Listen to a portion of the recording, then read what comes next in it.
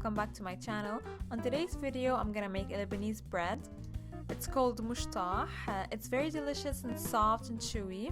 The ingredients also are very simple and basic. And as usual, the exact recipe will be listed down below the video in the description box. Don't forget to follow me on social media and subscribe to my channel if you haven't already. And now, let's start! Now before starting, I'm gonna go through the ingredients. First, for the dry ingredients, I have some all-purpose flour. I also have some sugar, some white sugar. I'm also gonna need some fennel seeds, some anise seeds, turmeric, salt, Nigella seeds, and some sesame seeds. And of course, active dry yeast.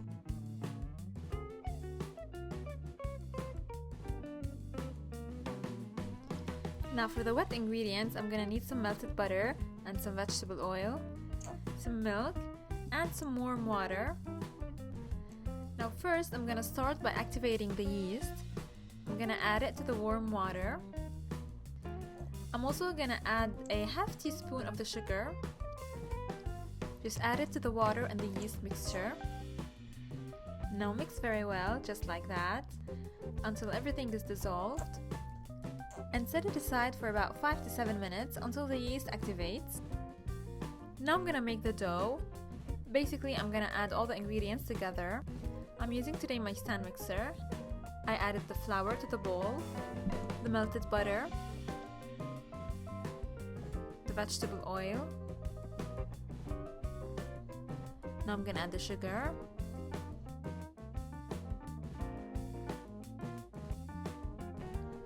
the milk.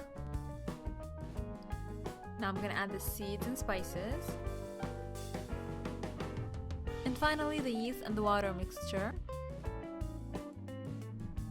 It's been sitting for about 5 to 7 minutes and it's activated. Now I'm gonna turn on the mixer and mix everything together until you have a soft dough and all the ingredients are well combined. That may take about 5 to 6 minutes. Now of course, if you don't have a stand mixer, you can do it by hand. You just need a wooden spoon and a bowl. So that's looking perfect. That's looking good. I ended up having a nice and smooth dough, slightly sticky to the touch. Now here I have a glass bowl. I oiled it with some vegetable oil.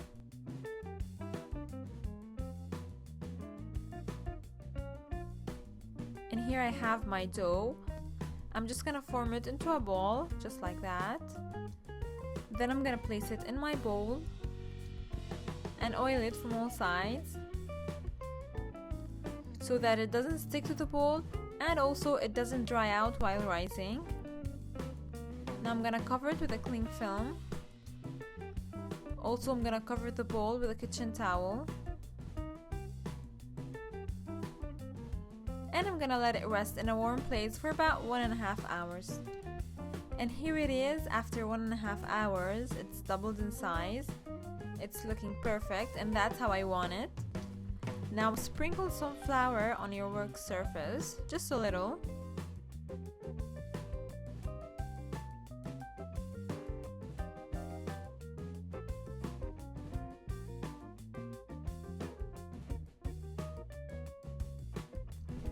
Now just form it with your hands, just like that.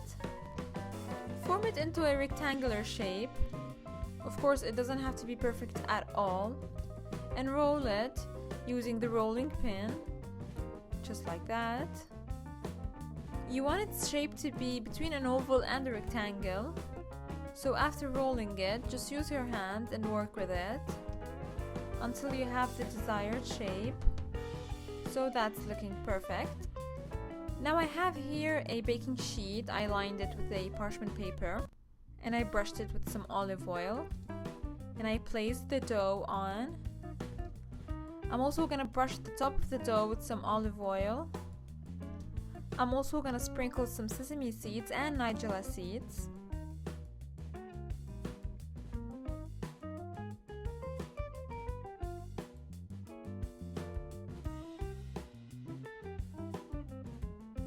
And using my fingers, I'm gonna make some indentations just like that.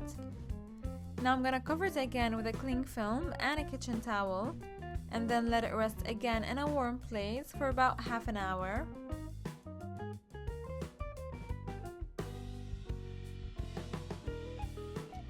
And here it is after about 30 minutes.